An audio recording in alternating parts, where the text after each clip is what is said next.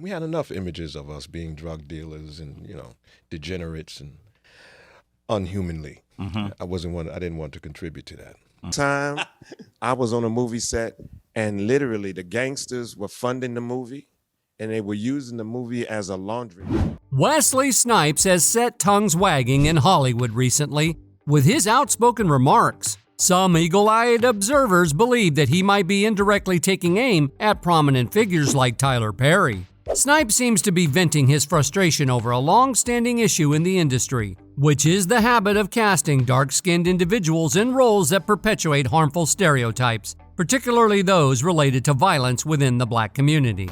What Snipes appears to be advocating for is a more nuanced and inclusive portrayal of black men in the media.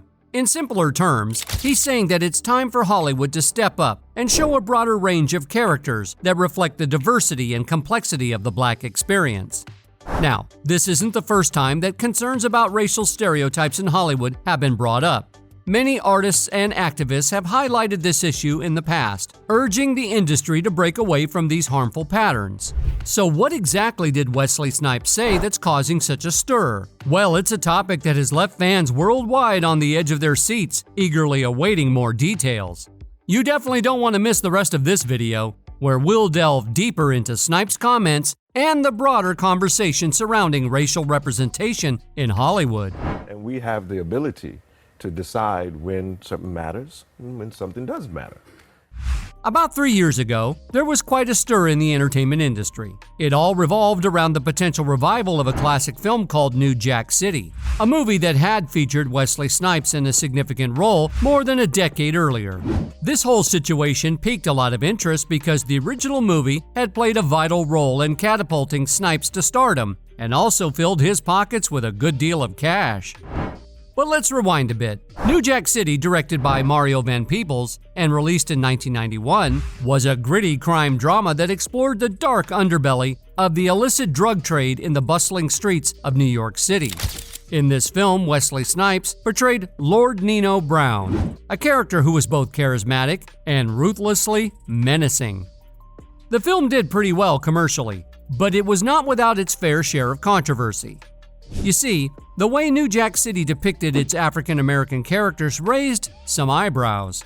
Many people were worried that the movie might be reinforcing harmful stereotypes about African Americans, particularly by portraying them as criminals involved in illegal activities. This criticism didn't set well with everyone, and it ignited discussions about the impact of such portrayals in media. Fast forward to the recent buzz about the potential New Jack City revival, it brought all these concerns back to the forefront. People were curious about how this project would handle the sensitive issues raised by the original film.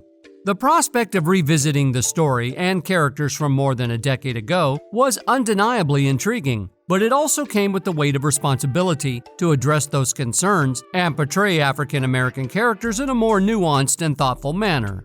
Because of this, Wesley Snipes made a courageous and meaningful decision that aimed to challenge the existing narrative that often promoted harmful stereotypes about his community. He took a bold step by publicly announcing that he would not be taking on a prominent role in the sequel to the film. His principled stance was all about prioritizing authenticity and portraying his community in a respectful way. This decision made a powerful statement. However, this fearless act didn't go unnoticed, and it seemed to have stirred up some controversy within the entertainment industry. Some individuals appeared to be uncomfortable with this disruption of the usual way of doing things. According to reports, when asked about the idea of a reboot of New Jack City, Wesley Snipes didn't seem too thrilled. He distanced himself from it, saying, "I'm not associated with it. I have nothing to do with it at all." In an interview with Brooke O.B. of Shadow and Act, he shared his opinion that some things should be left as they are.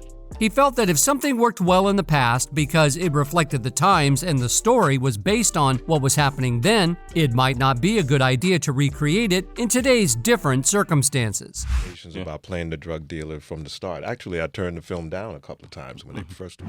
The hosts of The Breakfast Club, including Charlemagne the God, also didn't like the idea of remaking New Jack City. They even approached Wesley Snipes about it, and he told them no. In fact, he said no to the idea many times, and he's quite firm about it. He's made it clear that he's not interested. It seems like the people who make decisions in the entertainment industry weren't happy with Wesley Snipes' stance on this matter. Over the years, things got tougher for Snipes, especially when he started getting roles that didn't quite match his tough guy image. One example is the movie Rising Sun. When asked about rumors that he wasn't happy with his role in the film, Snipes clarified that it wasn't about how much he had to do in the movie, but how his character acted and reacted to things. He felt that his character came across as a bit weak, but he explained that it had nothing to do with his own personality. It was just how the character was written to be. By doing that? No, I mean, the role that I was in, Do the Right Thing, was a lot smaller than the role in Major League, and it didn't really have a feature, quality to it. As we've seen, Wesley Snipes didn't shy away from speaking out against these issues in Hollywood. This, however, wasn't welcomed by the industry, which was already getting frustrated with him. It's safe to say his career faced some significant challenges from this point onward. Snipes' revelations about the industry trying to pigeonhole him into stereotypical roles due to his race only scratched the surface of a much bigger problem. Many other celebrities have also bravely shared similar stories, shining a bright spotlight on Hollywood's deeply ingrained biases and practices. One such celebrity, comedian Chris Rock, stirred up controversy by suggesting that Tyler Perry, a renowned filmmaker, might have unintentionally promoted colorism in his popular movies. Rock made these remarks during a discussion about what might have happened to Tupac Shakur if he were alive today. He speculated that Tupac might have become a political leader, but there was also a chance that he could have ended up in a Tyler Perry movie. Rock pointed out that in Tyler Perry's movies, there's often a woman in a troubled relationship, and the person she's in a bad relationship with tends to have darker skin. Rock's comments drew attention to a reoccurring theme in Tyler Perry's films where dark-skinned male characters were portrayed as antagonists, while lighter-skinned male characters were cast as the romantic heroes who rescued female protagonists from troubled relationships. This narrative structure raised concerns that Perry's films might unintentionally reinforce harmful stereotypes and contribute to colorism within the African American community.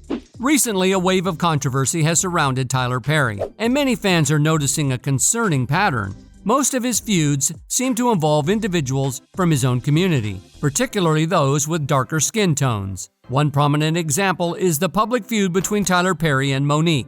The feud stemmed from Monique's decision not to promote the film Precious, prioritizing family time over attending festivals and press events. Originally offered a meager payment of $50,000 for her role in the independent movie Precious, the film's success at the Sundance Film Festival attracted Perry and Oprah as executive producers. Things took a turn when the Precious team urged Monique to campaign for the awards during the film's season. She stood firm, demanding fair compensation and refusing to compromise her principles. Rumors of her being difficult surfaced, with Perry reportedly speaking negatively about her. In recent times, Monique openly addressed feeling blackballed and pointed fingers at Perry, Oprah, and Lee Daniels for impeding her career. Perry later tried to reconcile by expressing remorse and promising a public apology to Monique. In another recent incident, a TikToker offered insights into what it's really like to work with Tyler Perry. This candid revelation shed light on the complexities and challenges of being part of Tyler Perry's professional world. What's concerning is that these revelations hint at potential mistreatment of young actors, particularly those within the African American community. So when you think about it, Wesley Snipes' call to action, directed at influential figures in the industry, is a bold and impactful move. It's aimed at dismantling the stereotypes that might have been deeply rooted in the African American entertainment industry for a long time. Many actors have been waiting for someone to take this kind of stand.